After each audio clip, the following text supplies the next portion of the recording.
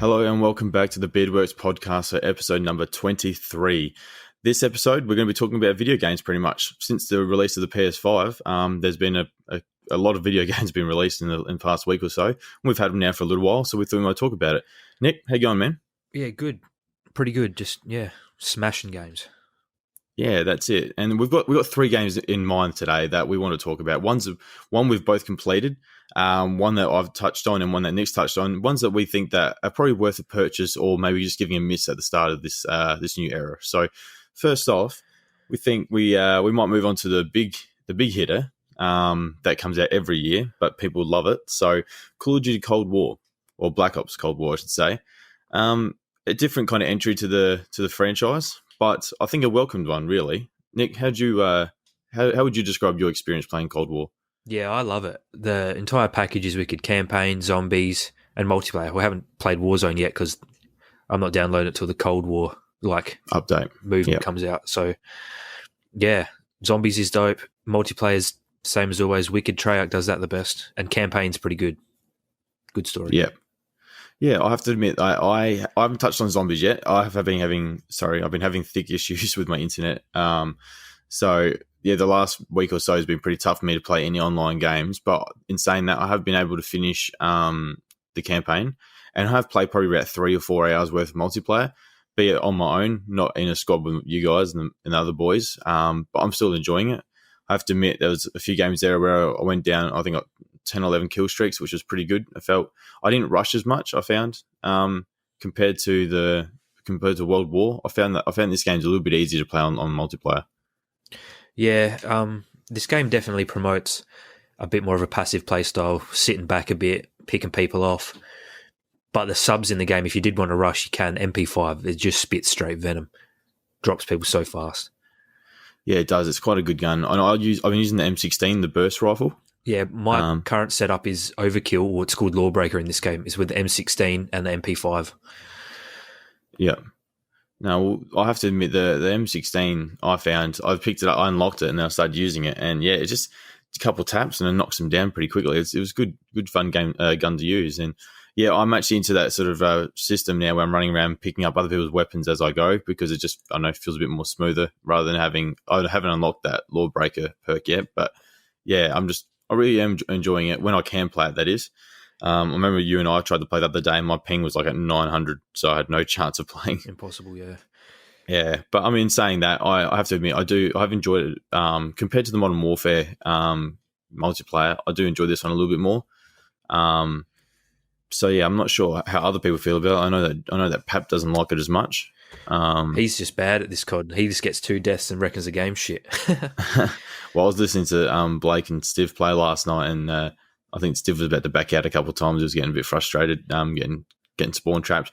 I mean, you always come against those really good teams and those squads that just like really dominate you. You sort of just have to take the hits as you go. I think you're probably better from it. You probably learn from that experience. Yeah, but I think they were playing Dom, and Dom's always going to have sweaties in it. I've been playing a lot of Kill Confirmed, and I feel like the lobbies are a lot nicer. But well, I feel like Kill Confirmed, you have to make your way out into the danger because you have to collect those tags. Yeah, Kill Confirmed would be one of my favourite game modes, I reckon, because it's like TDM and an objective. I don't know, a bit over. I do agree with that. I feel like with Kill Confirmed, you sort of have to allow those kills to get a little bit closer to you, so you sort of have to position yourself a bit better to collect those tags. Because I mean, I'm all about the objective, and kills are on the side. Obviously, in that kind of game mode, you do have to have the kills as well. But you have to be strategic about it, because you could kill a bunch of guys in their spawn. All they're going to do is spawn and take them back again. So, yeah. But anyways, multiplayer is one thing. Let's talk about the campaign, which is probably the most interesting one about this Call of Duty. It's a direct sequel to the original Black Ops. So you got the returning characters of Mason and Woods and Hudson, which I think are all great characters. Obviously, they were pretty much null and void when they made the sequel of Call of Duty Black Ops 2, which was based in the future a bit more. Yep. So we lost a few of those characters in that storyline, but it's good to have them back. And it was a very interesting story. What were your take from this story? Yeah, it was pretty good. Like, it's just like a generic 80s action movie most of the way. And then towards the end, you get a lot of that real Black Ops shit. The numbers, the psychedelic stuff. When Adler, there's going to be spoilers, obviously. When Adler grabs the the formula into your eye, and then you just start tripping. Oh, unreal. Yeah, I was trying to piece it together because I'd played to a certain point. I spoke to Pap yesterday before I finished off the campaign. He goes, "Oh, you just wait until it finishes." Now, obviously, I was a little bit confused because obviously the way it starts off, you're starting off with Mason and Woods and Adler, and then the story sort of expands. They bring in their new crew, including yourself, Bell, who you can sort of customize to a certain extent, about the history and stuff like that, which in the end means nothing. Yeah, nah. But the one thing that really jumped out at me was when you're in the KGB headquarters and you're sitting across from Imran Zakhaev, who is it's like a Modern Warfare. Yeah, it's like, is it the same universe now? Because I saw an article come up and like A shared universe, yeah. Yeah, it's crazy. I'm just because, like, obviously we have the characters. We have, they talk about Dragovich and who's the other character from? Oh, anyways, there's other enemies from Black Ops, the original one, and then there's also Commander. Oh, I forget his name now. He's sitting right next to Zakhaev, but he's one of the Chenkov or whatever his name is. He's one of the enemies in Black Ops as well. But yeah, it's really interesting because Imran Zakhaev obviously is a lot younger in this. This is the guy, for people who don't know, in Call of Duty Modern Warfare 4. So Call of Duty 4 Modern Warfare, the original Modern Warfare, you actually blow his arm off in Chernobyl as Captain Price. And, is that the sniper mission? Yeah. Yep. And so then he's the main bad guy. Obviously, eventually, he's the one that nearly kills you at the end, but then you get saved. You as Soap, you finish him off, and then obviously Makarov is eventually the final villain of that series. So yeah, it's really interesting to see what they'll do with the. Obviously, there's going to be a sequel to Cold War. I don't think it'll be Cold War 2, but are we potentially going to see Imran Zakhaev in the next game, and then it'll be sort of a tie into the Modern Warfare, Call of Duty Modern Warfare, not so much the latest one or the old one, because I'd love to see like a old Woods and Mason team up with a young Captain Price. That'd be pretty sick. Oh, can you imagine? Because they're sort of building a good universe now. Yeah, well, at the end of Modern Warfare, you see him building his team. How do you know that like Riley isn't Woods or Mason or something? Well, the only thing I can think of is that Woods was born in the 1930s, so he'd be way too old to be in that kind of story. But I think that if they did a Black Ops sequel to this game, to Cold War, potentially you could see some of the older characters from that series. So you might see a Shepard, or you might see a young Captain Price, or no, he wouldn't be a captain. I think he's Lieutenant Price in that mission. Who knows? And then so much possibilities. Yeah, and so there's other characters, and obviously, you could have a young McMillan, which would be really kind of cool, because McMillan wasn't really touched on. He was just this character you play with in that mission, but it'd be cool to have him tied to the game. But overall, like, there is potential there to do that kind of stuff. So, yeah, I mean, it was a bit of a shock to see Imran Zakhaev there, but in saying that mission was really cool in the KBG. Yeah, that was one of my favourite missions in the entire game, to be honest. Yeah. What method did you get to get the bunker key? Sorry? What method did you use to get the bunker key? Because there was multiple options you could have done that. I tried to frame the other general. Yeah. Pap told me he did the prisoner method. I did a different. We all did different ones without even talking to each other. That's awesome. I poisoned the cunt. Oh, really? Yeah. You talk to this dude in his office and he's talking about KGB stuff. Yeah. Then you like sneak off to another like KGB general's office and like hack into his computer and get poison. Then you put it in his tea. And it's like a real weird scene. It's like this dude brings a tea and you poison one, but he turns around and he like grabs the wrong cup. So like when he's not looking, you got to switch your cups and like, yeah, it's pretty cool. But yeah, and then you put Nova 6 in his tea. Oh damn! Yeah, it is that. Yeah, that mission was really interesting, and then eventually you have to fight your way out, which is this massive shoot 'em up scene. But I want to talk about quickly before we wrap up this little segment. It was. The scene when obviously Adler does inject you with the serum to sort of like work out what you're, because he's telling you all these stories and scenarios. I went different to the way he was telling me to go the entire time to see the different paths that you can take. Yeah, how many times did you? I did 3 times, but I wish I did one more because you would have got the trophy. Yeah, see, I did a bunch of them. Did you go down into the pit? Because that's where you crawl down this ladder and you go into it.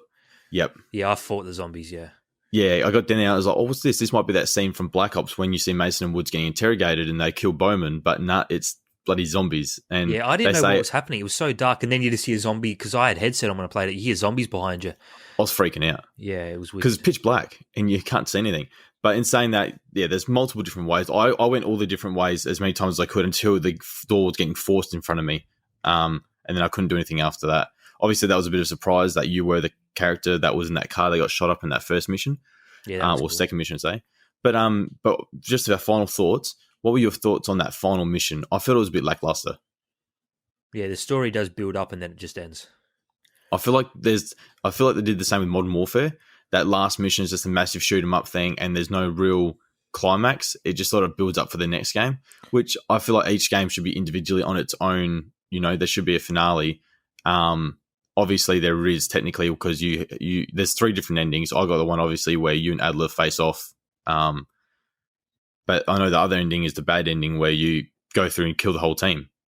I ended up on a cliff with Adler and we shoot each other. Yeah, that's what I got. But there's the bad end. Well, that's the good ending. The bad ending is where you tell them the lie that it's in a different area. You'll go there and then you jump them as a Soviet Russians attack as well. Yeah, and you go through and you kill the whole team.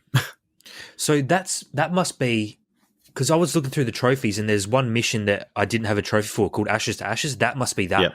Yeah, that's that one. It's like literally like you just you ambush them, you go through and you kill the main characters one by one, and it shows like a slow motion as they're getting shot in the head. Who did you save? I saved the girl. Yeah, I think we all did. Yeah, I'm going to replay it. I'm going to save the bloke and lie to him.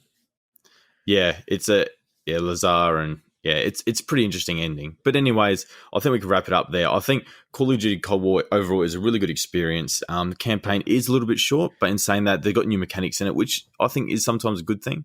But I definitely feel that one way I would change it is that I would have liked to either seen more of Mason and Woods or less, to a point where like you're off branch of the CIA, and then like towards the end, like the last 2 missions, like you're about to get like jumped by a bunch of bad guys, and Mason and Woods come in because they're like the legendary characters, if you know what I mean. Rather than just having them as side characters on your team. Yeah, COD's a wild package. Everyone that's got next gen or current gen, whatever you got, definitely get Cold War because you're getting multiplayer, you're getting COD. I mean, you're getting multiplayer, you're getting campaign, you're getting zombies, and Warzone's free. But even just the first 3, wild, a lot of content. Yeah, but anyways, moving on from Call of Duty, we're talking about a game that was a bit of a letdown, and I personally played it. Nick has not played it yet. I think one day we're both going to probably both play it eventually when it's in the bargain bin, probably. And that's Godfall. Now, in saying that, Godfall is a really good looking game. Combat is quite slick and smooth, but unfortunately, it just doesn't command the price that it's sitting at the moment. For people that are living outside of Australia, we have to, for the new PlayStation 5 and Xbox Series X games, we have to pay $124 pretty much, and that's at our EB Games, which is a GameStop. Obviously, you got third parties like Big W and Target and Kmart, and you can get those kind of games for like around 109, 110. I just don't understand why the pricing is so high. And for a game that is like this, like Godfall, I just don't think it's worth that price tag, unfortunately. Nick, what were when you first saw Godfall? What were your first impressions of it? Because you were straight away, you were keen, but then you watched more of it and got really disheartened by it. Yeah, I saw the cinematic trailers and that one combat trailer they had, which was just like real fast-paced snippets cut out, like snipped together. And I was like, oh, cool, this is like awesome suits of armor, big like battles and stuff. But then you see all the other trailers and then the breakdowns and then just everything. And it was just, I was like, all right, this is Destiny Light with swords. Like, this is just a shit. Yeah. Like, Destiny ripoff. Like, maybe not a ripoff, but you know what I mean. That vibe, but just done not as well. Yeah. No, I definitely agree with what you're saying. When I first saw it, I was like pretty keen on it, and then I got disheartened a little bit. But I was like, it's a release game. I'm going to have a look at it. I'm going to get it and have a bit of a play. And I did play it. But I did do the return policy at my local EB Games where I can return it and get the full price back for it. So yeah, it was a bit of a letdown. I played about probably 3.5 hours worth of it. And I did record some gameplay, and in saying that, guys, we are endeavoring to have gameplay playing over this. So for the people that are watching on YouTube, hopefully you're watching gameplay as we speak right now. For the guys that are listening to us on or watching us on YouTube, go check it out as well. What are you doing? Yeah. But anyways, Godfall. It's it was a bit of a letdown, I have to admit. Like, I started it and I enjoyed it, but the campaign or the story behind it is not very compelling, I found. The characters, like, you got different suits of armor, which are the Valor plates, and they all have different abilities and stuff like that. They looked nice, they look beautiful, they look slick, they look clean, but yeah, it just doesn't. It didn't hit hard for me. And for these kind of games, you have to really start off on the good foot, otherwise people will lose interest on it straight away. And that's what happened to me, unfortunately. I've got into about an hour of it, and I thought to myself, it hasn't grabbed me yet, but I'm going to push on a little bit more to see what it has to offer before I think about returning it. And unfortunately, it just didn't get there. Yeah, that's what I heard. I heard, like, if you're just going on aesthetics, it's awesome, but it's just shallow. There's no heart to it. There's nothing to keep you playing. Yeah, the combat I found was really enjoyable, but in saying that, there were also times and certain weapons that just made me feel a bit slow. And the one thing that bothered me the most was that in most modern combat games these days, you can, like, cancel your attack mid-swing to sort of like dodge or parry. In this, you literally have to swing your weapon, and it's whatever you're swinging at the time and your enemy swinging at the time, it's going to be like a damage nullifier. You both can hit each other no matter what. And that can be the difference in a boss fight. You want to get that final hit in, and sometimes, they might do like a ridiculously quick move, and you know it's coming, so you can quickly dodge it. But due to the mechanics, you can't dodge it, and it kills you. And you're like, well, I've just wasted 15 minutes of battling this boss, and all I had to do is quickly do a dodge after a quick attack, and I couldn't do it. Yeah, welcome to Demon's Souls, mate. But yeah, so I definitely feel so far, like, and the loot content is ridiculous. Weapons drop all the time. It may be a little bit too much. Like, if I compared it to Destiny, weapons are dropping probably like twice as fast as Destiny's are. Jesus. And Destiny drops a lot of weapons and gear. So I'm not saying that's such a bad thing, because you can't. But I literally would kill a bunch of enemies. Probably like clear a room, and get a weapon. Yep, cool, test it out, go into the next area, kill a bunch of you, get another new weapon. I'm like, well, I didn't even get a chance to try that weapon I just had, because this one's already 2 strength higher or a different kind of mechanic kind of weapon. So I just found that it was a bit overcome, if you know what I mean, with pieces of weapon pieces. That's why I'm so excited for Assassin's Creed Valhalla, because I was reading articles and watching videos, and the developers were saying the loot is almost cut in half from the level you would get in Odyssey. But they said the loot in Valhalla means a lot more. Like, if you get something in your first 5 minutes of playing and you really like it, you can upgrade that until endgame. Like, everything is so customizable and upgradable in that game. You can kind of really customize yourself and build your loadout, because you're not getting so much shit constantly. Like, your loot means more. You actually enjoy using Speaking of Valhalla, I have played about, I think, probably 4 or 5 hours of it now, and the loot drop in that game is a lot less. But like you said, I don't think you feel like you need to have those special weapons, because the combat is pretty simplistic and is enjoyable. But that's for another discussion, because I'm enjoying Valhalla pretty much. One last thing about Valhalla, I did see a video, and it's going to be the first thing I'm doing when I get Valhalla. You can get Thor's armor and hammer. Yes, I haven't watched anything on it yet. I've just been seeing bits and pieces on YouTube. That's what. I don't think that's not story at all, but definitely that's what I'm doing. No. I'm going to be full Thor, cave and dudes. Awesome. I'll begin to check that out. But yeah, probably just to wrap up the Godfall talk, if you're out there and you're wanting to play Godfall, just wait until it gets to a certain point where it drops in price a little bit, and then pick it up. There are the co-op and sort of multiplayer. It's not multiplayer, but it's pretty much co-op kind of experience as well, which might be fun. But the bosses are like sort of battle sponges, a bit more like sponges. So you just like all swinging your blades at once. It's just a bit lackluster. I definitely think it's worth a playthrough. I just don't think for that price point, which I bought it for, was worth it. So I'm just going to wait maybe till Christmas, or even just after Christmas. It might drop a bit more price, because there are other good games out there, and which one we're going to touch on in a moment after this segment. But like, you still got Spider-Man's Miles Morales, you've still got Call of Duty that we've already spoken about. You got Valhalla, you got Legion. Legion is a good game as well, which I need to go back to, and you'll say that need to go back to, considering it's only been a week or so. But it's definitely there, that I want to go back and play. And then you've got Cyberpunk coming out in December, which at this stage, IGN's just released a new video about a 16-hour gameplay experience and saying it's not a run of the mill shooter. It's a proper RPG game. So that's going to take up your time as well. So there are plenty of other good games to hold off on Godfall for. But yeah, that's pretty much it from Godfall and my point of view. Nick, I think the next game we're talking about is one of your favourites. Oh yeah, all right, Demon Souls. I've been pissing in From Software's ear since we started this podcast how I love their games. We both do. We both hammered Bloodborne, Sekiro, whatever. But Demon Souls is bloody unreal. It's definitely the best looking Souls game ever.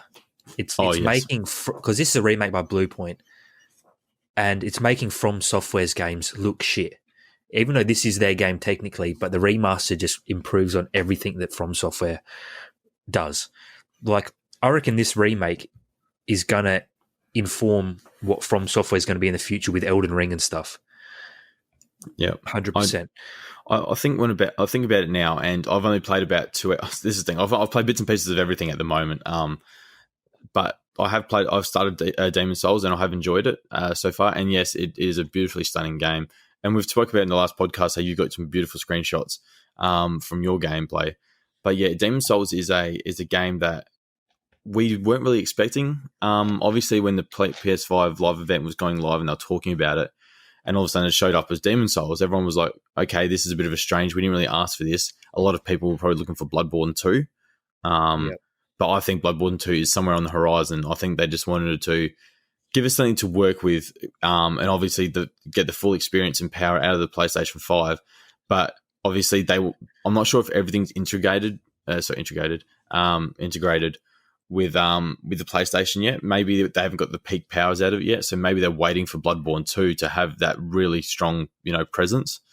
Well, I actually saw a couple interesting videos. I can't remember who it was. They're like Soulsborne YouTubers. I can't remember if it was Lobos or this dude called Maximilian Dude. But they were saying on PS5, Bloodborne is one of the only games in the PS Plus collection that hasn't really had anything done to it. It's pretty well just copied straight from PS4 to there. Yeah. And everyone's theory is they reckon they're ignoring Bloodborne 1 because Bloodborne 2 is in the works. Which makes sense, really, because if they're putting all that, why put your manpower into upgrading a game that's an older one when you've got Bloodborne 2 maybe around the corner in your pocket? So, because like I was saying, I played God of War, the upgraded version, and this is the thing. God of War is already a stunningly looking game, so it's really hard to tell the difference between the PS4 version and the upgraded PS5 version, if you know what I mean.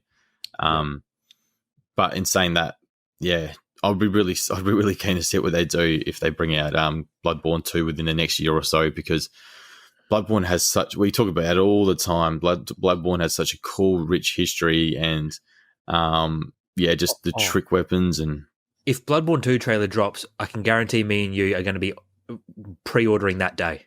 Oh, 100%. That's just, no, $100 straight to EB. That's it. Lock it in. Back to Demon Souls. So how far are you into the game now? How many hours have you played?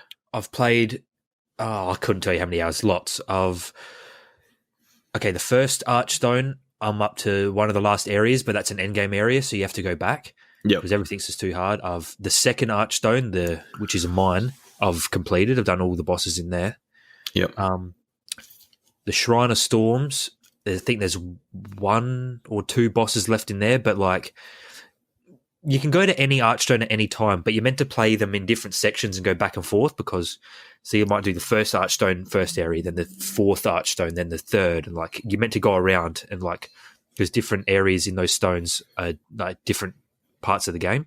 Yep. So yeah, I'm just working my way through. I'm in the Tower of Latria at the moment, which is just like a big prison full of Cthulhu-looking people. But yeah, I'm pretty far. Yeah, you were saying that the bosses have pretty much every boss has sort of like a hit spot where you can do bulk damage or something like that, or there's sort of ways to sort of jump around. Every boss I've versed has sort of had a trick that you can do, like the Adjudicator, you just got to hit his head. The Tower Knight, you hit his ankles until he falls over, then you can hit his head. Yeah. The only one I've versed that is pretty well just been a brutal fight has been the Flame Lurker. And I've seen a lot of that online, and people are saying that is the only, like, the bosses are hard, but nothing like the Flame Lurker is probably one of the hardest in the game. Yeah. and I'm lucky enough to get through it already. But yeah, So what did you chose? What character did you like presets did you choose at the start of the I'm night? a knight just because Yeah, I'm basic, yeah, but I've been upgrading strength and magic, so I yeah, can like swing a sword hard, and I've also got like soul arrows, so I can just like tap people from a distance. yeah. But yeah, I'm using a katana, and I think it's a bit of a dexterity weapon, so I might have to level up a bit. But it's costing me 9,000, almost 10,000 souls to do a level now. Yep. No, Yeah. that's. I mean, like I said, I haven't touched on it much yet, and I mean, getting around to it. I've just been obviously struggling with the download stuff through internet and playing Call of Duty campaign and Valhalla and Godfall. But Demon Souls is one of those games that it does look stunningly beautiful on screen, and I want to go back and play it. And I know that it's probably a little bit. I find that it's probably a little bit easier because, like, I think you mentioned it that the original Demon Souls was so hard because of the camera angles and the movement. Whereas I think they sort of updated that fairly well in this game, where you can actually pan around quickly and move probably more smoothly, I guess. Yeah, in the original, the camera was like fixed behind you and used to like clip on walls, and Yeah, like your view would be obstructed a lot in the original. And the original, the dodging was 4-way. So you only had the dodging in like whatever directions the D-pad were. Now you've got omnidirectional, so you can dodge in any direction. yep, So like, yeah. But the hardest thing I'm finding so far is there's no bonfires. You've just got to find shortcuts. oh, okay, yep, So like you get a bonfire whenever you kill a boss, and then you get the original spawn one for that location. But like it's more about getting the shortcuts. yep. So like the world exploration I'm finding harder than the bosses at the moment, but I'm sure I'm going to run into some bosses that are just going to rip me in half, feed me to the dogs. I don't know. Yeah, because I remember when we first got the PlayStation, and you were saying how you've already defeated the first boss within the. I mean, obviously the first boss isn't always the hardest. No, the first boss is. I'll give you a pro tip. Yeah. In the first area, you're going to find a lot of pine resin and a lot of fire bombs. Save him for the first boss because he's weak to fire. You'll Okay. rinse him real quick. Don't waste your fire shit on anything. All right. Well, I'll keep that in mind for my first battle then, because I did fight. I was running around and I ended up in this thing, and there was like this huge demon in this like pillar kind of hallway, and he just one shotted me, and then I went into the realm of. Oh no, that first boss, the Vanguard demon, Yeah. that's a scripted. You're meant to die to that. Yeah, because I was like this. I was like, yeah, let's go. Dodged it once, dodged it twice, and then I just like, nah, dead. Had no chance. Yeah, But you I know. can defeat that, but Yeah. then you get a cutscene and then you die. Oh, okay, right. Yeah, because I was That's like, how I knew. you activate the Nexus the first time. Yeah, I was like, I knew that was some kind of scripted thing because like it was like a ridiculously quick death for me. After I dodged it a couple of times, so I understood that was sort of like the hunter's dream, isn't it? That as soon as you die, Yeah, the Nexus is yeah. But yeah, overall, so far, Demon Souls obviously killing it. I think, literally. You've played almost every next gen release. But we both haven't played Spider-Man, which I think I'm going to buy this week. I've been watching so many videos. I said I wasn't going to get it. I need to play Miles Morales.